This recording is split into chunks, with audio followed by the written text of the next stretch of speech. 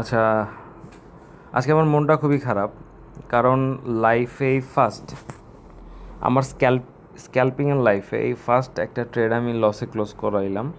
আর লসে ক্লোজ করাইলাম না, অ্যাকচুয়ালি একটা ইনসিডেন্ট হয়েছে। এই ট্রেডটা ওপেন ছিল, তা আমার একজন ক্লোজ একটা মানুষ আছে, ও আর কি হুট করে বোঝে নাই বিষয়টা, ক্লোজের এখানে ক্লিক করে দিচ্ছে, যার কারণে $4 মাইনাসে ক্লোজ করছে।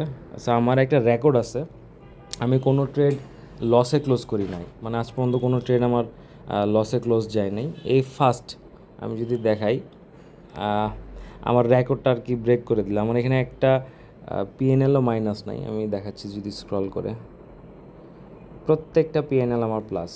এবং বিগত যত মাস থেকে আমি ট্রেড করতেছি, আমার কোনো মাসের কোনো ট্রেড মাইনাসে যায়নি আজ পর্যন্ত।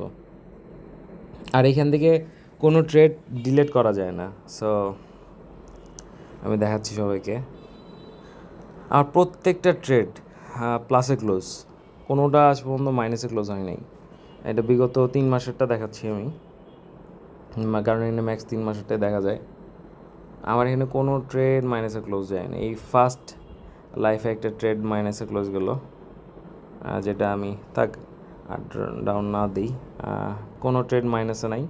এই ফার্স্ট একটা ট্রেড যেটা রেড একটা মার্ক হইলো, এটা আমার লাইফের মধ্যে এই ফার্স্ট হইলো আমার স্ক্যাল্পিং লাইফে। যদিও আমি এটা উঠাই ফেলছি, বাট একটা লাল দাগ পড়ে গেলো আর কি, যার কারণে মনটা আজকে ভালো না আমার। কি আর বলি, ভালো লাগতেছে না।